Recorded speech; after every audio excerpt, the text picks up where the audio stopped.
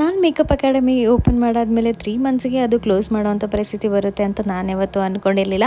Hello everyone, ಇದು Sunday mini vlog ಆಗಿರುತ್ತೆ. ನಾನು ಯಾಕೆ ಈ ಥರ ಹೇಳ್ತಾ ಇದ್ದೀನಿ ಅಂತಂದರೆ, ಎಲ್ಲರಿಗೂ ಗೊತ್ತಿರೋ ಹಾಗೆ ನಾನು ಒಂದು ಹೊಸ ಸ್ಟುಡಿಯೋನ ಓಪನ್ ಮಾಡಿದ್ದೆ. ಆ್ಯಂಡ್ ಈಗಿನ ಕಾಲದಲ್ಲಿ ನಾವು ಏನಾದರೂ ಒಂದು ಓನ್ ಬಿಸ್ನೆಸ್ನ ಇನ್ವೆಸ್ಟ್ ಮಾಡ್ತೀವಿ ಅಂತಂದರೆ ಅದು ಚಿಕ್ಕ ಅಮೌಂಟ್ ಅಂತೂ ಆಗೇ ಇರಲ್ಲ. ಅದು ನಮ್ಮದೂ ಒಂದು ಬಿಗ್ ಇನ್ವೆಸ್ಟ್ಮೆಂಟೇ ಆಗಿತ್ತು.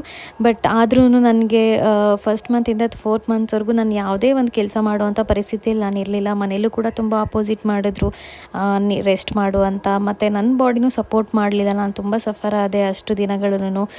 ಬಟ್ ನನ್ನ ಬ್ರೈಟ್ಸ್ ಆಗಿರ್ಬೋದು, ಸ್ಟೂಡೆಂಟ್ಸ್ ತುಂಬ ಎನ್ಕ್ವೈರೀಸ್ ಬರ್ತಾಯಿತ್ತು. ಬಟ್ ನಾನು ಯಾವುದಕ್ಕೂ ರೆಸ್ಪಾನ್ಸ್ ಮಾಡೋಕ್ಕೆ ಆಗಲಿಲ್ಲ. ಬೇಜಾರು ಮಾಡ್ಕೋಬೇಡಿ ಯಾರೂ ಅಂತಲೇ ಹೇಳೋಕ್ಕೆ ಇಷ್ಟಪಡ್ತೀನಿ.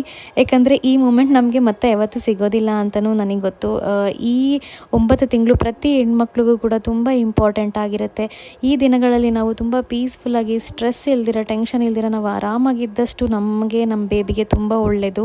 ನನ್ನ ಹಸ್ಬೆಂಡ್ ಹೇಳಿದ್ದು ಒಂದೇ, ನಾವು ಯಾವಾಗ ಬೇಕಾದ್ರೂ ಸಂಪಾದನೆ ಮಾಡ್ಬೋದು, ಆದರೆ ಈ ಸಮಯ ಮತ್ತು ನಿನಗೆ ಯಾವತ್ತೂ ಸಿಗೋದಿಲ್ಲ. ನೀನು ರೆಸ್ಟ್ ತಗೋ, ನೀನು ಪ್ರೆಗ್ನೆನ್ಸಿ ಜರ್ನಿನ ಎಂಜಾಯ್ ಮಾಡು ಅಂತ ಹೇಳಿದ್ರು. ಇದಕ್ಕಿಂತ ಹೆಚ್ಚು ನನಗಿನ್ನೇನು ಬೇಡ ಅನಿಸ್ತು. ಇದೇ ಎಲ್ಲ ಹೆಣ್ಮಕ್ಳು ಬಯಸೋದು ಅಂತ ನನಗೆ ಅನಿಸ್ತು. ಆದ್ದರಿಂದ ನನ್ನ ಪ್ರೆಗ್ನೆನ್ಸಿ ಜರ್ನಿನ ನಾನು ತುಂಬ ಎಂಜಾಯ್ ಮಾಡ್ತಾಯಿದ್ದೀನಿ.